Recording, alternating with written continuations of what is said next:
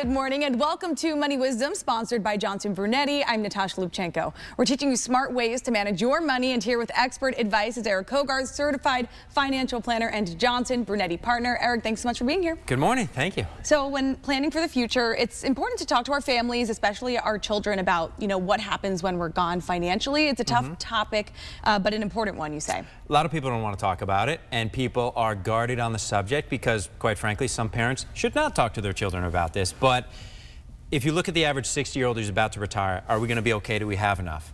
The average 70-year-old is really annoyed about having to pay as much in taxes as they do. But the average 80-year-old is concerned that my kids are going to make a bunch of mistakes when I die. And that's what it is. It's not about buying BMWs, it's mistakes. And that's why the average inheritance in the United States is spent to zero in less than a year. It's mistakes. So we have some tips today. You have some tips for us to have the talk with with your children. So let's start with this first tip. Have a roadmap of your assets. Yeah, we talk about this all the time. Like, who wants you to hand them a 400-page financial plan? Like, I was talking to a client yesterday, and they gave me, their dad had recently died, and he was 90, and they gave me his trust. I'm not an attorney, but we work with a lot of attorneys. It was like 2,000 pages long. Wow. Come on. How about one page? One page, so it's like, okay, that's what's going on. So to be able to give people a sense of this is where we were at this time. Roadmap. All right, break it down. All right, next one. Make sure they understand your wishes. I do find it amusing when people are like, we didn't save this money to make our kids rich. We're going to bounce the check to the funeral home. You're probably not going to. You're probably not going to spend it all because you have money, because you're frugal and you live within your means, which means you're not going to go spend it all in retirement. So it took your lifetime to save this up, or maybe something that's really important to you, write it down if you want to make sure it goes certain places, because else you're going to leave it up to people who don't know you or your wishes. Right, and people aren't mind readers, not even your children. No. So, very important. Next one, you say identify the roles your children will take on when you're gone.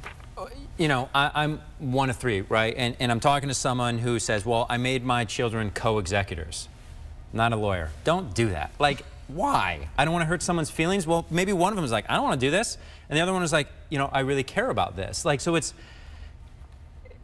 if you want to split money 3 ways when you die, which is what most people do if you have 3 kids, that's one thing. But like, don't have them split all the jobs, because that just gets cumbersome. And then it's 3 years later and like, yeah, we're still going through probate. Well, why? Because someone's not doing it. And now your last tip here, Eric, is you say it's important to introduce them to the team, as you call it, a financial advisor, an estate attorney, CPA, all those things. Just to help to make sure people don't make mistakes. Like, it doesn't cost money. Like, a lot of this stuff that's in place is set to help people in that time. And like, I've had that conversation lots of times, given like we work in retirement planning, our clients are 60, 70, 80, 90, and the rule that a lot of people have heard, when something tragic like that happens, get things in order, but don't make any big changes right away, because you don't want to make a mistake, like a panic reaction.